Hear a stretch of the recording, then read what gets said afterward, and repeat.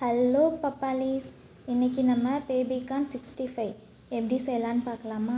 நான் பேபிகார்னை வட்டமாக நறுக்கிட்டு அதை ஒரு 10 நிமிஷம் சுடு தண்ணியில் உப்பு மஞ்சத்தூள் போட்டு ஒரு 10 நிமிஷம் அதை லைட்டாக சூடு பண்ணிவிட்டு நான் அதை லைட்டாக சூடு பண்ணி அதை நான் வடிகட்டி ஒரு பாத்திரத்தில் வச்சுக்கிறேன். பாருங்கள், லைட்டாக சூடு பண்ணிவிட்டு வடிகட்டி ஒரு பாத்திரத்தில் வச்சுக்கிட்டு அடுத்து மசாலா கடலை மாவு, அரிசி மாவு, கார்ன்ஃப்ளவர், காஷ்மீரி மிளகாத்தூள், கொஞ்சமாக லெமன் ஜூஸு, இஞ்சி பூண்டு பேஸ்ட்டு போட்டு இந்த மசாலாவுக்கு இந்த 65க்கு ஏற்ற உப்பு நான் அதுலேயும் கொஞ்சம் உப்பு போட்டிருக்கேன். இதுவும் கொஞ்சம் உப்பு, இதுவே கரெக்டாக இருக்கும். உப்பு பத்தாமையெல்லாம் இருக்காது, கரெக்டாக வந்துடும். இது இப்போது லைட்டாக தண்ணி தெளிச்சிக்கிட்டு இந்த பேபிகார்னை நம்ம அதில் போட்டு பிசைஞ்சு வச்சுக்கலாம். பேபிகார்ன் எல்லா இடத்துலையும் மசாலா கோட் ஆகுற மாதிரி நல்லா பிசைஞ்சிக்கலாம். நம்ம பத்தலைன்னா தண்ணி தெளிச்சிக்கலாம்.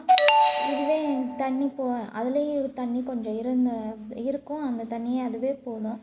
நம்ம எக்ஸ்ட்ராலாம் தண்ணிலாம் ஊற்ற தேவையில்ல. நம்ம இப்போ உப்பு உரப்பு எல்லாம் செக் பண்ணி பார்த்துக்கலாம். இப்போ நான் 10 நிமிஷம் ஊறிடுச்சு. இப்போ எண்ணெய் காஞ்சோடனே நம்ம எண்ணெயில் போடலாம்.